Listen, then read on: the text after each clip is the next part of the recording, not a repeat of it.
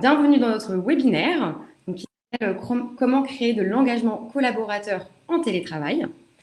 Donc, nous sommes tous réunis ici aujourd'hui pour développer le sujet de l'engagement salarial, donc, de plus en plus complexe suite à l'arrivée de la Covid et donc, du travail à distance. Donc aujourd'hui, vous le savez, ce n'est plus un secret. Le télétravail s'ancre profondément dans les nouvelles mœurs professionnelles. En Europe, par exemple, et depuis le début de la crise de la Covid, le télétravail a vraiment fait un bond en Europe, avec plus de 44% des salariés qui travaillent depuis leur domicile, alors qu'il n'était que 16,1% en 2019. Ce qui est le plus impressionnant, c'est que 78% de ces salariés souhaitent continuer à télétravailler après la crise sanitaire, selon l'étude donc, de Malakoff Humanis et Métis de 2021. Et pour même 32% d'entre eux, le rythme idéal serait donc de plusieurs jours par semaine, alors que seulement 13% aimeraient pouvoir télétravailler quotidiennement. Donc cela explique, sans grand suspense et grande surprise, le succès des formules de 2, 3, voire 4 jours par semaine que l'on observe un petit peu partout, dans tout secteur et dans tout type d'entreprise. Mais vous vous posez sûrement la question de comment faire pour continuer à motiver, fédérer et engager vos salariés à distance. Je pense que c'est le grand défi avec lequel vous vous battez, mais également nombreuses personnes en cette année 2021. Donc, dans ce webinaire, nous avons souhaité aborder différentes solutions à mettre en place afin d'améliorer justement l'engagement et le sentiment d'appartenance de vos équipes dans votre entreprise. Mais avant tout ça, je vais laisser les intervenants qui sont aujourd'hui avec moi se présenter tour à tour. Merci Sandra. Bonjour à toutes et à tous. Merci pour cette invitation et cette belle introduction qui en dit long sur la place qu'occupe aujourd'hui le télétravail dans l'organisation des entreprises. Chez Windoo aujourd'hui, je m'occupe personnellement du développement commercial, de la communication, qui ont tous deux pour objectif de proposer des solutions adaptées au service des ressources humaines de tout type de structure pour engager les collaborateurs et améliorer la qualité de vie au travail ou en télétravail. Merci Renaud. Alors, bonjour à tous, moi je m'appelle donc Isabelle, je suis l'Office Manager chez Rakuten DX depuis 6 ans et pour vous parler rapidement de mon entreprise et de mon rôle, je m'occupe de la logistique générale de l'entreprise, mais également de la partie QVT, bien-être au travail, ainsi que tout ce qui concerne l'engagement sociétal et environnemental de l'entreprise. Juste pour vous dire quelques mots de Rakuten DX. Rakuten DX est un centre d'expertise technique du groupe japonais Rakuten et nous sommes basés à Montpellier. C'est une société qui est spécialisée dans la génération d'applications mobiles produites grâce à des technologies no-code et low-code. Donc au départ, c'était une start-up qui est devenue maintenant partie prenante d'un grand groupe international dans lequel nous proposons des solutions d'innovation et de technologie pour le groupe Rakuten en e-commerce, fintech, communication avec Rakuten Viber, Rakuten Kobo, Rakuten TV. Donc voilà. Merci Isabelle. Bonjour à tous et merci pour votre présence. Donc, moi, je suis Julia, chef de projet chez Clac depuis quelques mois. Je suis là pour optimiser notre produit grâce à la plateforme d'offres exclusives et à la recherche de nouveaux partenaires pour nous satisfaire tous nos nouveaux clients tous les jours. Et merci Julia et merci à tous pour cette présentation. Je suis vraiment ravie d'être avec vous aujourd'hui pour ce webinaire. Pour me présenter de mon côté, donc je suis Sandra Picori, account manager chez Clac des Toits depuis maintenant bientôt 2 ans. Et chez Clac, donc, qui est une conciergerie digitale pour entreprises, j'accompagne tous nos clients dans la mise en place de notre service et du suivi de celui-ci. Mais je mets également aussi en place des solutions autour du bien-être en entreprise. Donc je dois donc être très à l'écoute de leurs exigences, de leurs attentes, de leurs besoins et également du marché pour les conseiller au mieux vers des solutions qui leur conviennent. Maintenant que les présentations sont faites et que vous savez quels sont vos intervenants aujourd'hui sur le webinaire, on va passer au cœur du sujet, donc qui sont vraiment les solutions que nous souhaitons vous faire partager aujourd'hui. Et je vais laisser Julia commencer. Merci Sandra. Donc, dans ce webinaire, nous allons nous concentrer principalement sur des outils digitaux, le présentiel devenant de plus en plus rare comme nous l'a été expliqué auparavant. De plus, les outils digitaux sont maintenant omniprésents en entreprise. Par exemple, vous avez probablement tous au sein de votre entreprise des suites collaboratives comme Google Drive, des plateformes de communication interne comme Slack ou encore des plateformes CRM comme HubSpot ou Salesforce. C'est indispensable et nous y passons presque tous aujourd'hui. Notre conciergerie dématérialisée, elle fait d'ailleurs partie de ces outils. Grâce à un assistant personnel et une plateforme d'offres exclusives, les entreprises peuvent améliorer l'équilibre vie privée et vie professionnelle de leurs salariés. Et vous pouvez également travailler avec une suite d'outils RH comme Windoo, qui va vous permettre d'organiser des activités, des enquêtes et des formations afin d'améliorer le bien-être au travail. D'ailleurs, Renaud, est-ce que tu peux nous en dire plus sur les solutions que vous proposez afin d'améliorer le bien-être au travail et donc l'engagement des collaborateurs? Avec plaisir, merci. Merci. Comme vous l'aurez compris, la raison d'être de Windoo, c'est l'engagement collaborateur, la qualité de vie en travail ou en télétravail et le développement personnel.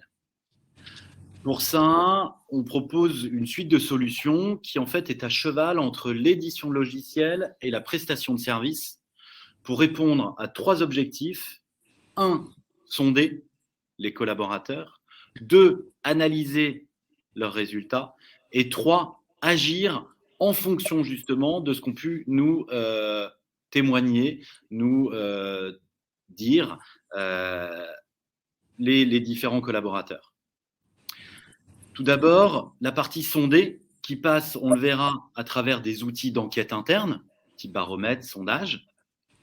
Ensuite, l'analyse de ces témoignages à des questions fermées, à des questions ouvertes, qui vont permettre de définir le plan d'action le plus adapté pour vous aider, vous, au service des ressources humaines, à travailler la marque employeur et à fidéliser les collaborateurs. Enfin, l'action, puisque par définition, l'idée de cette analyse sera de déterminer le plan d'action le plus adapté.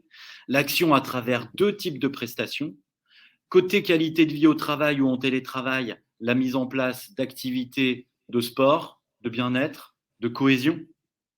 Et de l'autre côté, des dispositifs de formation pour travailler sur le développement personnel et la montée en compétences de chaque individu au sein de la société. Je te remercie Renaud, c'est très clair et je ne peux qu'approuver ce beau projet que d'accompagner les entreprises sur ces sujets. Chez Clac, on essaye de faire la même chose. Nous avons d'ailleurs récemment travaillé ensemble afin de mettre en place des cours de sport pour Rakuten DX, donc qui est avec nous aujourd'hui avec Isabelle et qui va du coup nous partager son ressenti dans un instant. Mais avant tout, Renaud, est-ce que cette situation de télétravail a confirmé que les activités sport et bien-être en digital sont toujours efficaces pour rebooster les équipes et créer une cohésion?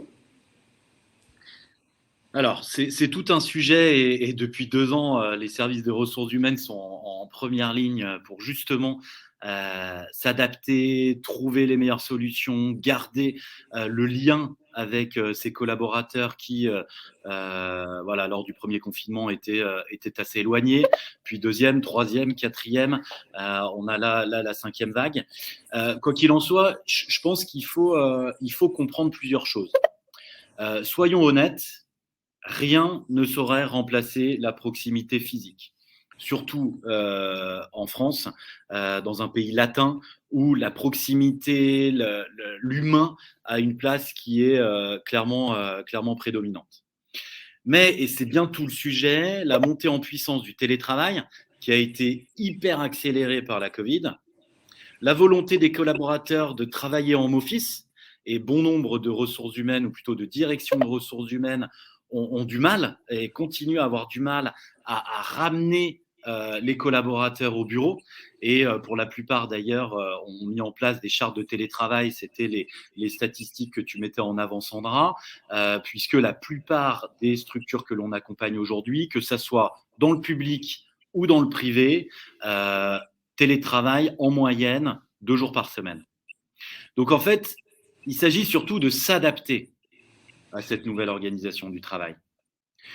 Hier, en télétravail, avec la Covid, avec les confinements divers et variés, aujourd'hui en hybride, puisque le manager, ou plutôt les équipes, sont systématiquement, du fait de ces 2 jours de télétravail hebdomadaire, avec un certain nombre de collaborateurs au bureau, donc côte à côte, et d'autres qui sont en digital. D'où cette naissance, quelque part, de cette notion d'hybride. Et du coup, la cohésion et la motivation des équipes passent forcément par l'intervention du digital. Depuis presque 2 ans, pour vous donner quelques chiffres, chez Windows, c'est à peu près 80% de nos prestations qui ont été dispensées via visioconférence.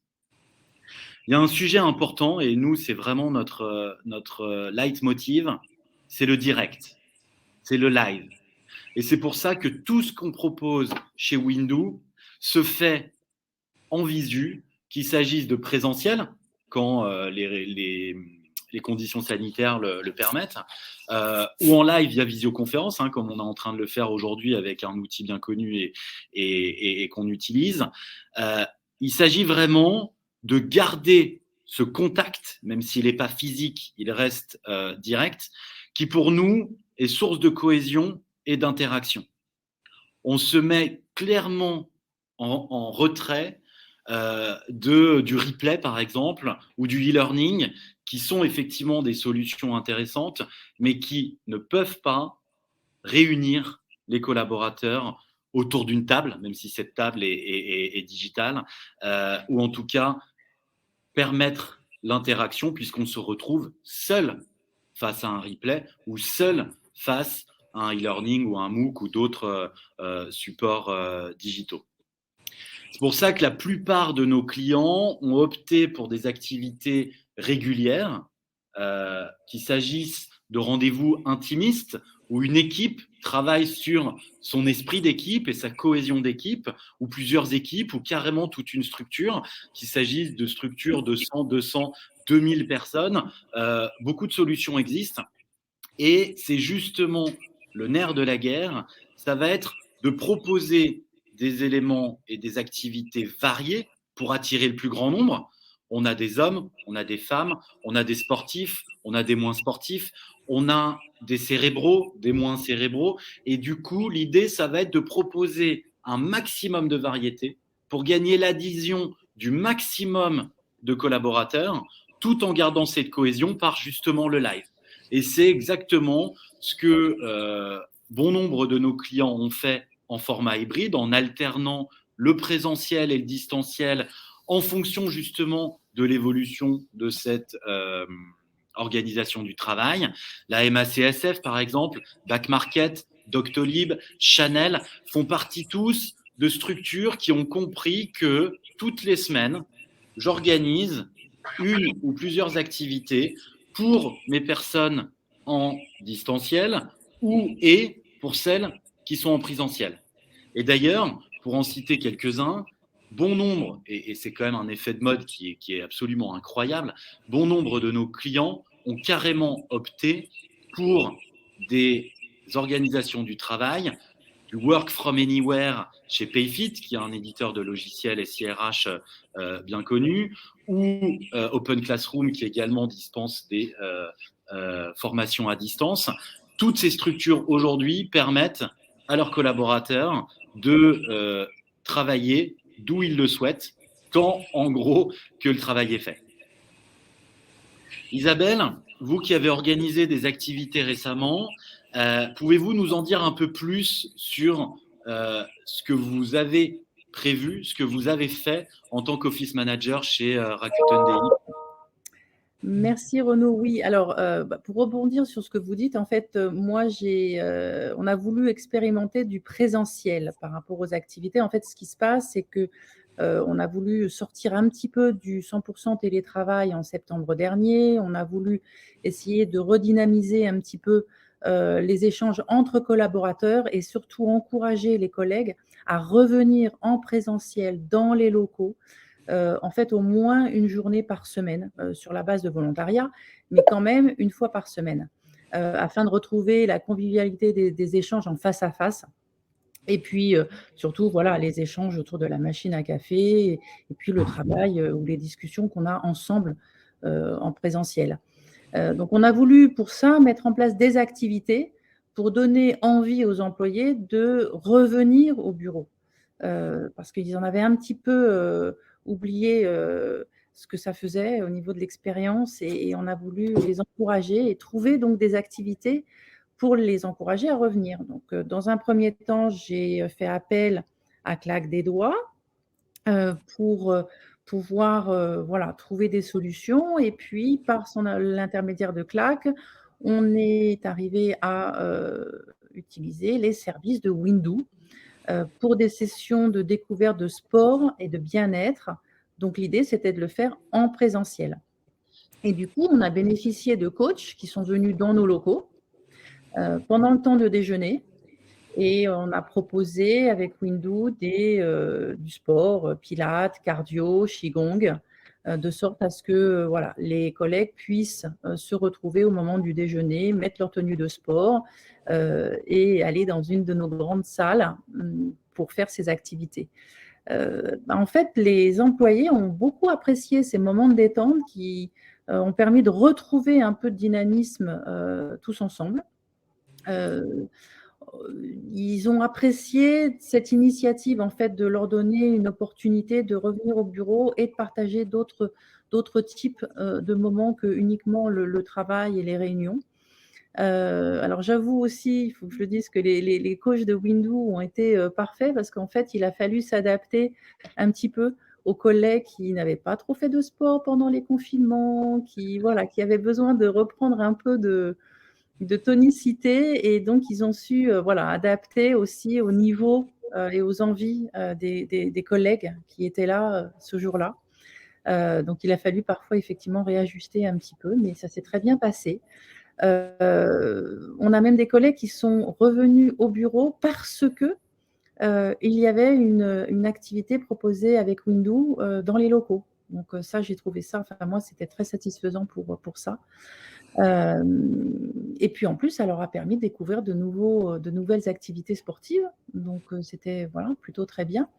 Au niveau de l'expérience pratique, en fait, Windoo nous envoyait en amont des éléments de communication qui me permettaient, moi, de pouvoir promouvoir l'activité qui allait être proposée la semaine suivante ou dans 2 semaines en faisant, en envoyant un flyer par email ou en pouvant en faire la publicité. Donc, c'était plutôt très, très bien.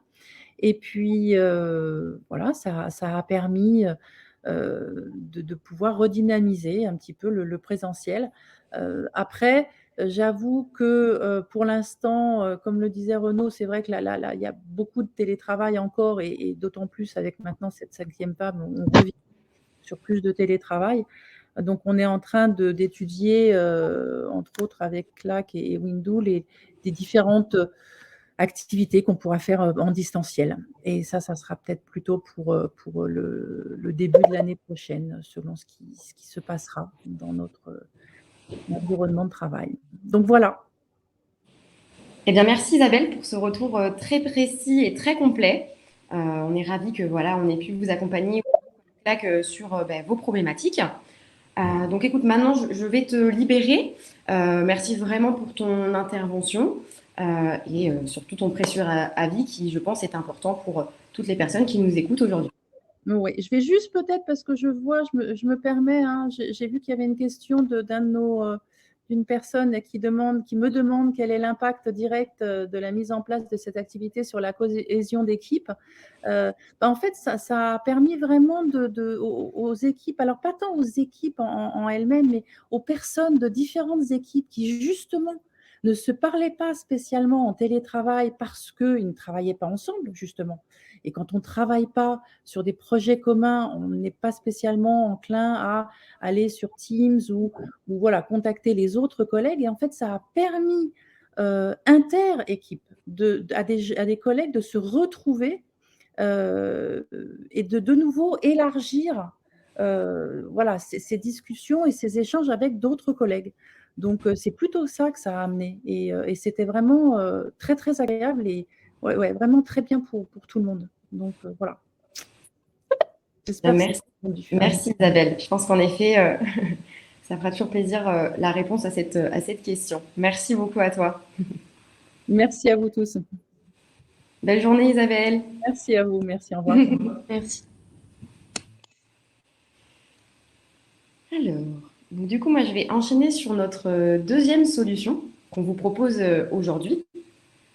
Et je vais parler en fait d'un outil d'enquête que nous avons d'ailleurs utilisé chez Clack en interne et qui peut vraiment vous être d'une grande aide à vous, voilà, manager, afin d'évaluer le ressenti de vos salariés. Et donc ainsi, après cette enquête-là, mettre en place des solutions qui sont adaptées. Par exemple, nous, chez Clack, il était ressorti que les employés recherchaient plus de la reconnaissance que des avantages. Et donc, du coup, on a mis en place voilà, plus de réunions, une boîte à compliments pour vraiment, améliorer ce sentiment de reconnaissance dans l'équipe Clack. Donc, du coup, Renaud, est-ce que toi, tu peux nous parler justement des enquêtes que vous mettez à disposition des RH chez Windows? Oui, sans problème. Comme je le disais tout à l'heure, chez Windows, on est convaincu de la pertinence de l'approche. Je sonde, j'analyse, je définis mon plan d'action et j'agis. Pour être au plus proche des attentes des collaborateurs, la première chose à faire, c'est de leur demander. Leur demander ce qu'ils pensent, leur demander ce qu'ils souhaitent. Et qu'il s'agisse de qualité de vie au travail, de montée en compétences, de développement personnel, vous pouvez lancer des enquêtes internes sur la thématique de votre choix. Le premier élément, c'est déjà de se dire, OK, qu'est-ce qui, moi, m'intéresse aujourd'hui, moi, DRH, moi, RRH, moi, gestionnaire RH?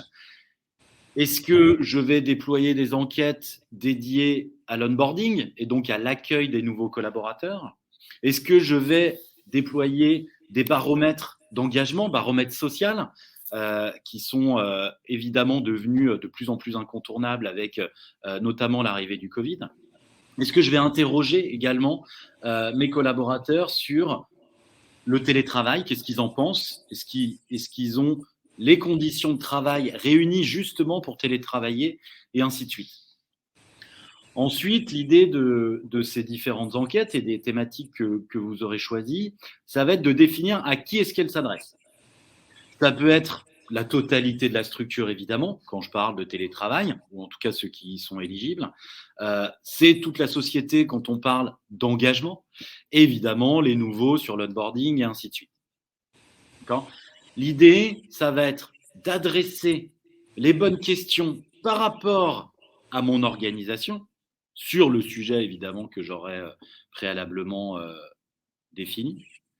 Ensuite, récolter les avis et analyser les résultats de ces enquêtes pour définir le plan d'action le plus adapté et du coup travailler quelque part la fidélisation des collaborateurs, puisque lorsque la majorité de vos collaborateurs vous auront demandé ou mis en avant un certain nombre de souhaits, si derrière, en termes de plan d'action, vous déployez ce qu'attendent vos collaborateurs, ils auront plutôt tendance à se sentir bien ou mieux au sein de leur organisation.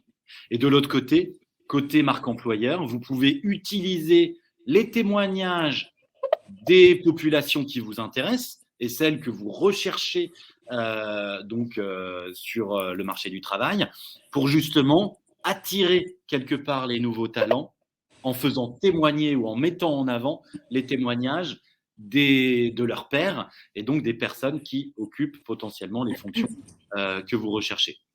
Et comme ça, sonder, analyser, agir, la boucle est bouclée. Merci beaucoup, Renaud. Donc, je trouve que l'outil est génial pour obtenir du feedback et mettre en place des solutions qui sont vraiment adaptées aux besoins des salariés, mais aussi des managers.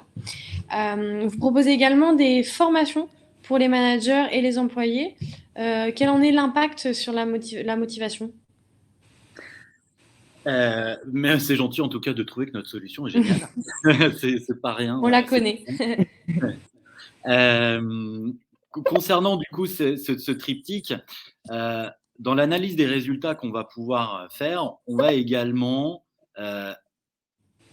sortir, entre guillemets, ou comprendre qu'est-ce que mes collaborateurs ou chacun de mes collaborateurs attend de moi, chargé de formation, moi, directeur des ressources humaines ou directrice des ressources humaines, sur le développement personnel et la montée en compétences. Donc déjà, il s'agit de recenser les avis, de recenser les besoins et les attentes pour mieux adapter l'action qui passe notamment par la formation.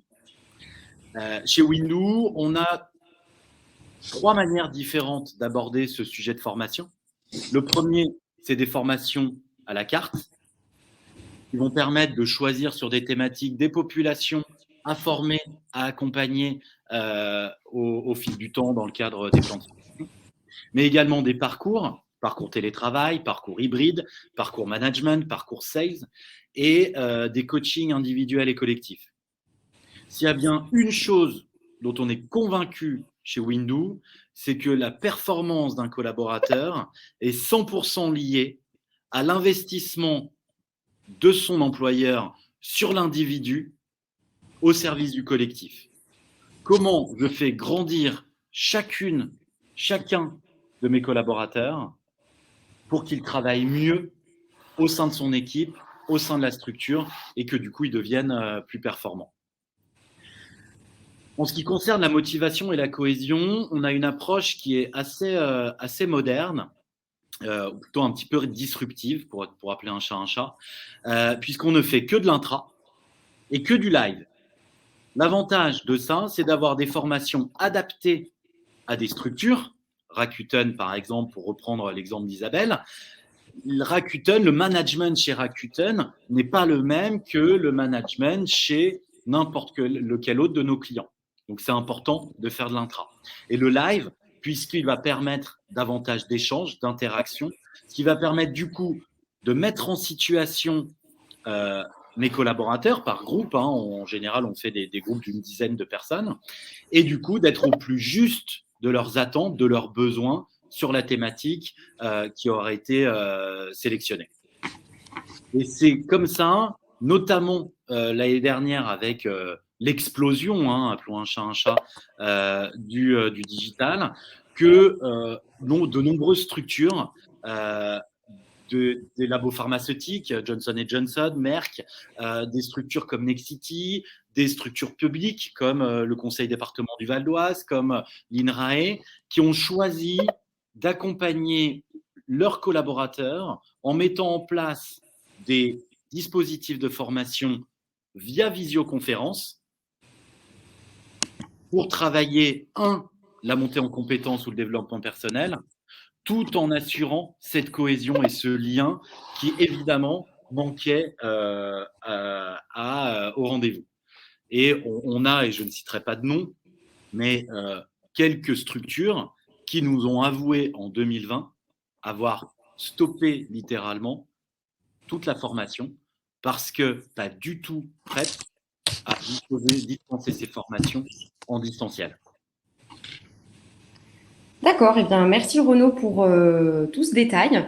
Je pense que je ne peux que dire que je suis d'accord avec tout ça. C'est vrai que les formations peuvent vraiment améliorer, je pense, le sentiment de reconnaissance et de confiance en soi, et donc, in fine, eh bien, l'engagement qu'on peut avoir envers une entreprise. Et d'ailleurs, c'est pourquoi je pense que plusieurs entreprises vous font confiance à ce sujet. Merci à toi d'ailleurs aussi pour ces 3 solutions que tu viens de nous développer. Et je pense qu'on peut retenir qu'en plus, eh bien évidemment, de mettre en place un travail organisé et clair avec tous les salariés, eh bien, on peut mettre en place des enquêtes internes régulières, puisque celles-ci vont vraiment permettre eh bien, de mettre en place par la suite des actions eh bien 100% adaptées à l'entreprise, aux réponses qu'on a eues et aux problématiques qui ont du coup émergé. Et puis bien sûr, évidemment, les salariés vont se sentir plus écoutés, plus considérés. Ensuite, à la suite de ces enquêtes, eh bien, on peut former les managers et les équipes sur des compétences en particulier, pareil, qui sont ressorties dans ces enquêtes Et donc forcément, leur confiance va être boostée et par conséquent, leur productivité, qui reste une chose aussi importante à avoir en entreprise. Et puis enfin, on peut organiser des activités donc fitness et bien-être régulières ou des activités aussi de team building, donc à distance, en mode hybride ou en présentiel si certains bien sûr peuvent encore le faire.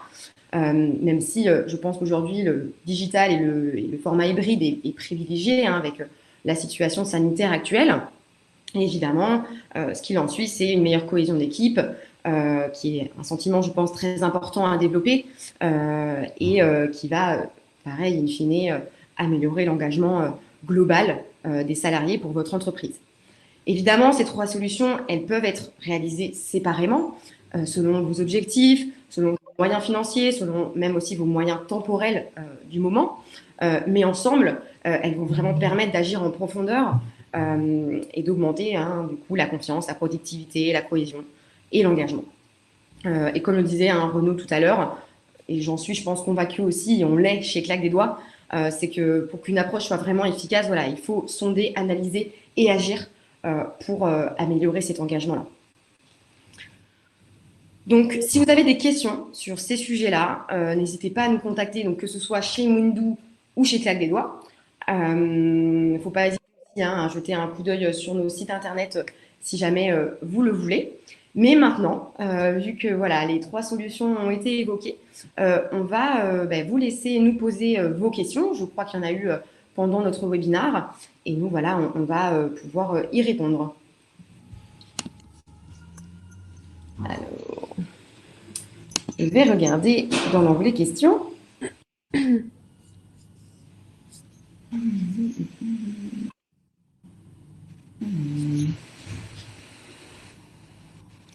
Elle a répondu en effet à une question.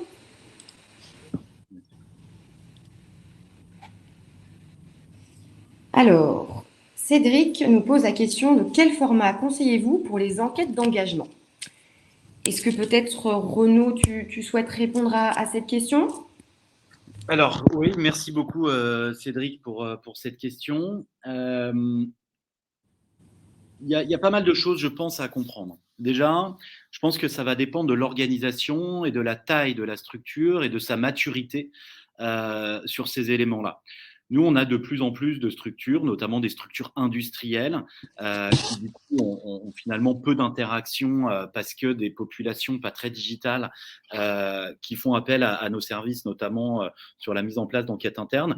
Je dirais que plus la structure est digitale, plus l'accès aux mails, etc. est facile, plus ces sondages, ces enquêtes peuvent être développés. Quoi qu'il en soit, aujourd'hui, et je pense que 95% des structures qu'on accompagne ont passé le pas, un baromètre d'engagement, probablement sur une récurrence annuelle, est devenu pratiquement incontournable pour justement savoir où en sont les collaborateurs sur leur engagement, sur leur manière d'appréhender les valeurs, les informations, le développement, la stratégie de la structure et faire en sorte justement de les écouter, de les sonder pour travailler au mieux sur ces sujets-là. En parallèle, et ce que j'expliquais tout à l'heure, l'onboarding et donc l'accueil des nouveaux est devenu une stratégie RH très très importante, puisqu'un mauvais onboarding quelque part, et les statistiques le prouvent, presque 50% des départs d'une structure sont pris en termes de décision sur les 6 premiers mois. D'accord. Les 6 premiers mois, c'est bon an, mal an, quelque part, plutôt l'intégration. Donc, je dirais qu'il faut savoir mettre en avant des enquêtes qui concernent toute la structure, d'accord, et donc l'effectif global. Et pourquoi pas donner la main aux managers de proximité, ces managers coach, qui sont vraiment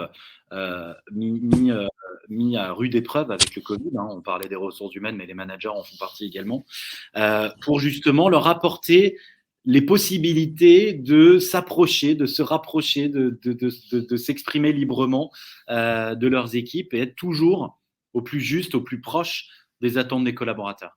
Donc, je dirais qu'il faut lancer des questionnaires assez structurants et également des petits questionnaires un petit peu plus anecdotiques, peut-être une fois par mois ou chez certains de nos clients très digitaux, une fois par semaine. Merci Renaud pour cette réponse. Nous avons également d'autres questions, comme celle-ci de Marion qui nous demande quelle activité de team building peut-elle mettre en place à distance. Alors, si vous optez pour une structure comme Windoo, l'idée c'est vraiment de trouver chaussure à votre pied.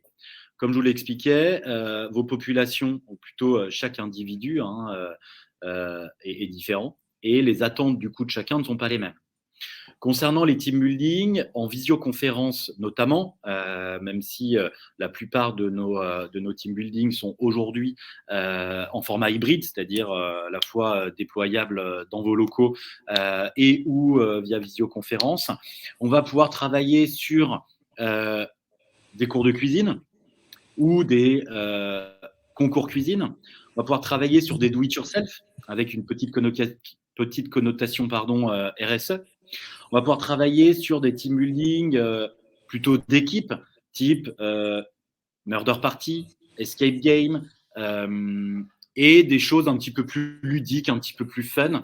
C'est beaucoup le cas d'ailleurs des Christmas Party qui ont été pratiquement à 100% annulés, en tout cas chez nos clients, puisque l'idée c'est de plus regrouper les collaborateurs.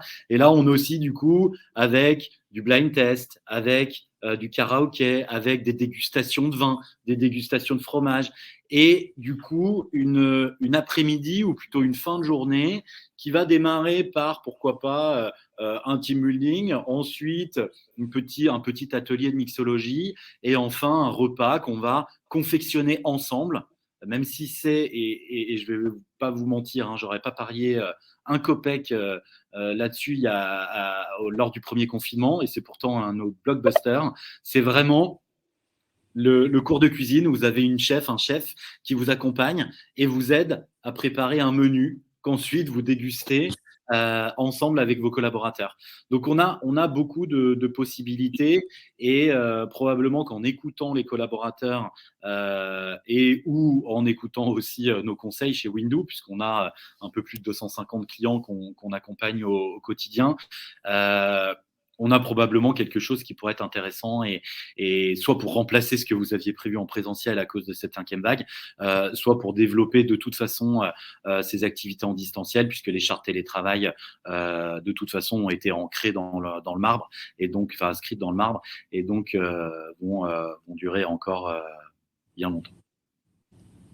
Eh bien, je te remercie Renaud, et moi je me permets aussi d'ajouter que, en effet, chez Claque des Doigts, on travaille sur la mise en place de team building pour nos clients, et beaucoup d'activités team building sont possibles maintenant en présentiel. Renaud, tu parlais par exemple de cuisine ou de dégustation. Sachez que voilà, aujourd'hui, la plupart des entreprises et des prestataires se mettent au profit du digital et vont par exemple envoyer des box à vos collaborateurs chez eux, vont permettre d'avoir des cours de cuisine en digital avec toute l'équipe à refaire chez soi.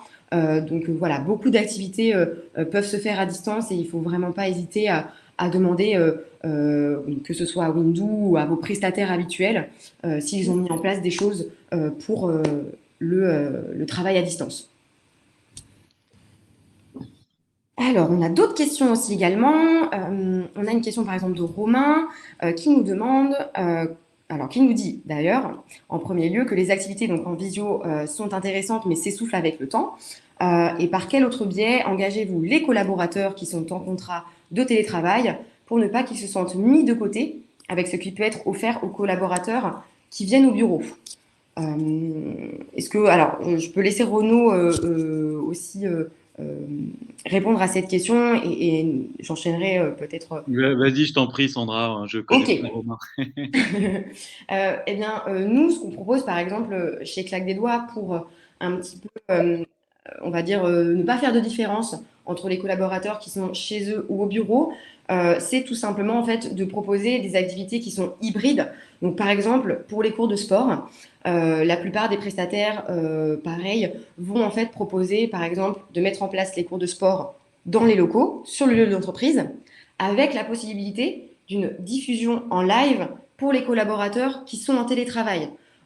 Donc ça va vraiment permettre à tous les collaborateurs qui ne peuvent pas venir sur site, si vous avez par exemple une jauge en place, eh bien de pouvoir quand même profiter de ces activités qui sont importantes et qui vont permettre voilà, de s'épanouir et de se sentir un petit peu mieux dans le travail et d'avoir un meilleur équilibre.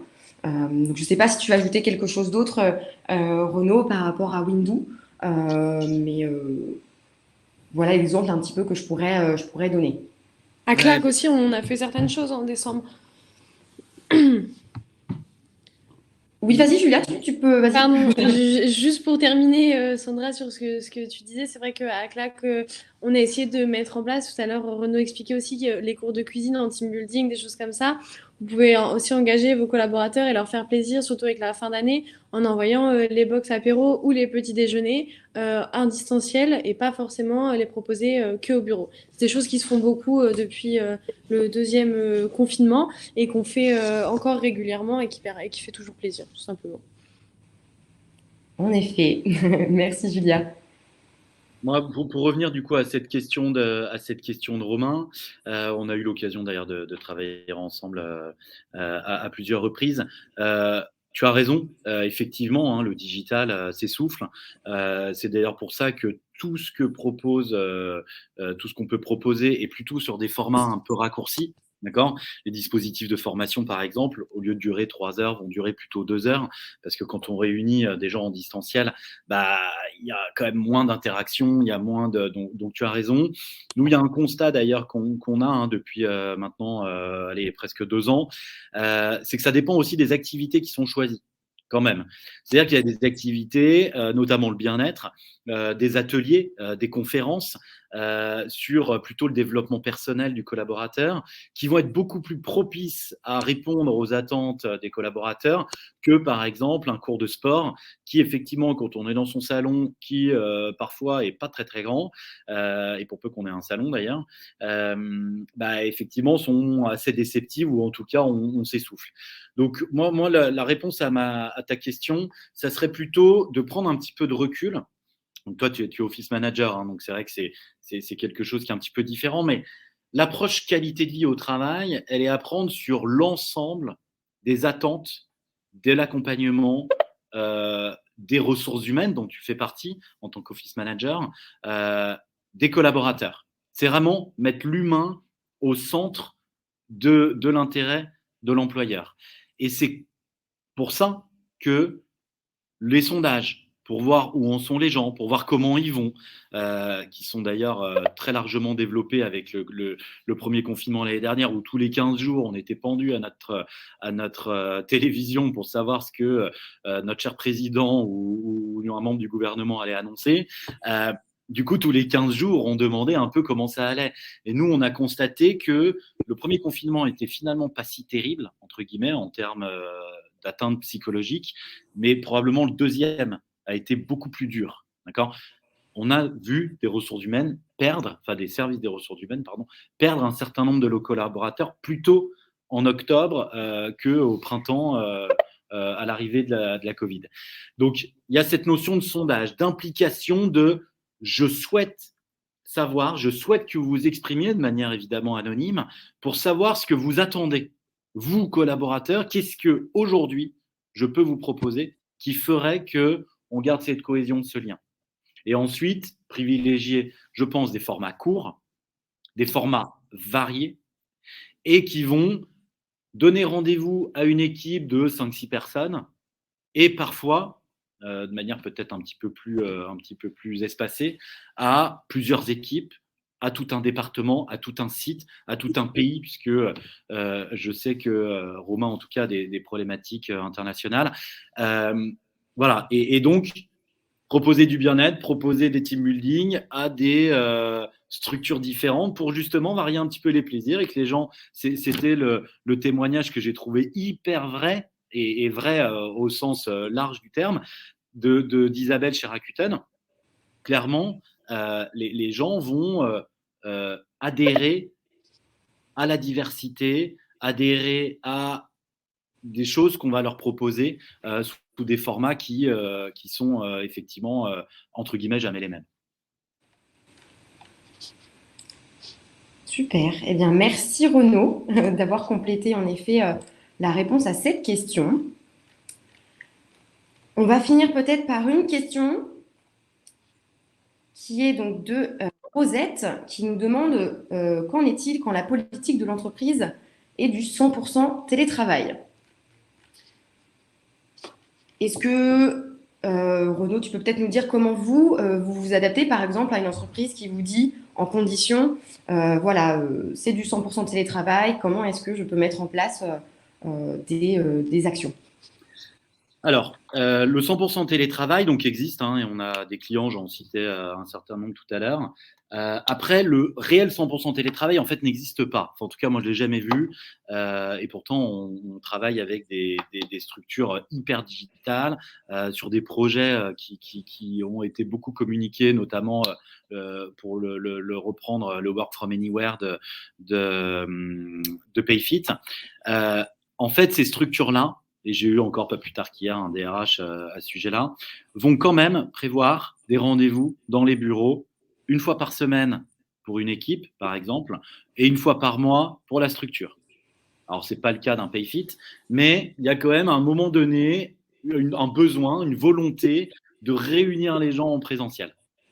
Mais quoi qu'il en soit, et vous avez raison, 99% du temps, ces collaborateurs sont en distanciel. Et donc, il n'y a plus d'histoire d'hybride, il n'y a que du distanciel. Et donc, encore une fois, et ça rejoint quand même quelque part ce que j'expliquais à Romain, ou plutôt ce que je conseillais à Romain, c'est justement d'être omniprésent en tant qu'employeur, en tant que chargé des ressources humaines, en tant que chargé de formation, et essayer de travailler sur tous les outils, toutes les prestations que j'ai à ma disposition ou que je peux activer pour justement sonder, demander, agir en format, encore une fois, du coup, 100% digital. Je dirais que la question est quand même très très proche de celle de Romain qui parlait des personnes en contrat de télétravail. Donc contrat de télétravail ou 100% télétravail, finalement on est à peu près sur le même chose. Donc pour pas être dans la redite, je dirais qu'il faut vraiment voilà, couvrir ce spectre de sondages divers, variés. Une chose qu'on n'a pas trop dite, et moi j'ai beaucoup de témoignages de recruteurs, comment j'onboard mes jeunes, parce que c'est souvent plutôt des jeunes, que j'intègre dans mon équipe, à distance. Voilà, donc la nouvelle, je ne sais pas, Sophie, 25 ans, jeune diplômée, débarque ou pas, du coup, dans ma structure, et il n'y a pas d'humain. Enfin, il n'y a pas d'humain, il n'y a pas de relation humaine, il n'y a pas le petit déjeuner classique, il n'y a pas tout ça. Et bien oui, du coup, il va falloir innover, il va falloir disrupter un peu la manière classique de faire les choses. Et ça passe notamment par la proximité. En fait, plus on est éloigné, plus il faut se rapprocher. Super. Eh bien, merci à toi, Renaud, d'avoir répondu à toutes ces questions. Merci aussi à vous tous d'avoir posé vos questions, de vous être intéressés, d'avoir participé à notre webinaire. J'espère que voilà, ça vous a plu. Et surtout, comme je le disais tout à l'heure, n'hésitez pas, si vous avez des questions, nous trois, que ce soit Renaud, Julia ou moi-même, on est à votre disposition pour répondre à vos questions sur l'engagement, le bien-être au travail et vous aider dans ces problématiques au quotidien. Merci Sandra et Julia pour l'invitation. Avec plaisir. Merci à toi Renaud. Et merci à toutes et à tous du coup pour votre participation et vos questions qui étaient toutes assez intéressantes vu le contexte et les difficultés qu'on commence à avoir hein, évidemment presque 2 ans après l'arrivée de ce phénomène historique.